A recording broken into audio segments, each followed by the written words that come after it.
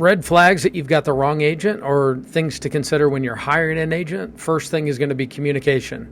If you're getting a slow response or no response, especially in the way things are today in 2025, it should not take days or even hours to hear back on basic things.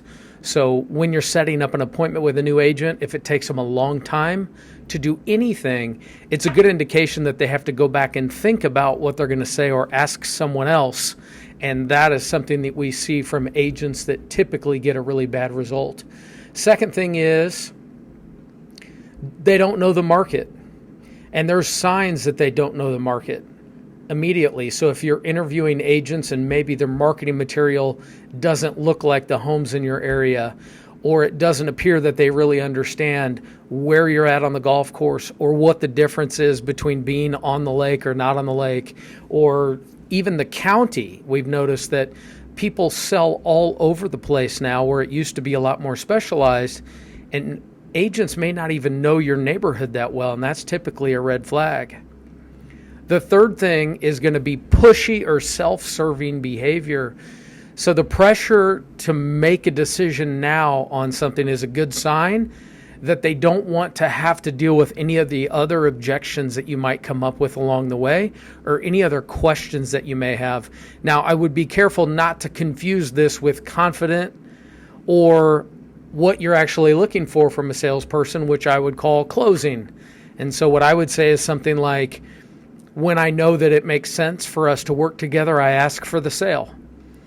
And those are the types of things that you should be looking for from an agent. But pushy means let's go ahead and sign the paperwork and then we'll talk about everything else later. You don't necessarily need to deal with someone like that.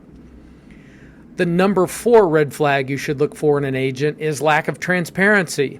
We have a really clear policy in the office that anything that we know about a transaction, you're able to share with our clients. Not with everybody and not with the agents involved, but with our clients, our policy is you will never be in trouble for telling the truth.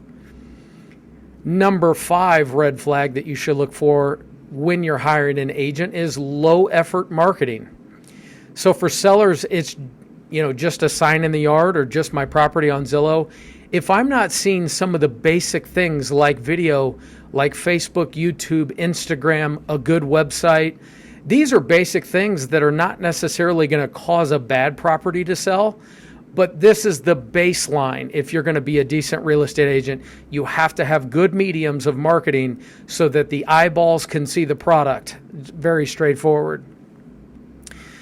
The number 6 thing that I'm going to reference for you is bad track record or no track record.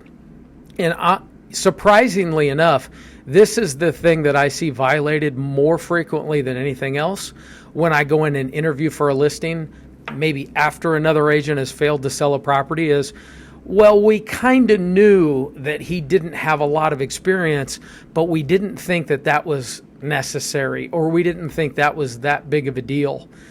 One of the biggest mistakes that sellers make, especially, is thinking that all real estate agents are the same and that all their plans are the same, or that the brokerages, for that matter, have any influence on what individual agents do.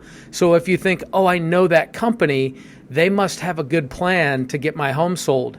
Every single individual agent has a different plan, and that brokerage does not get involved in that plan. So you need to see a really clear, simple outline of what that agent is going to do to get your home sold.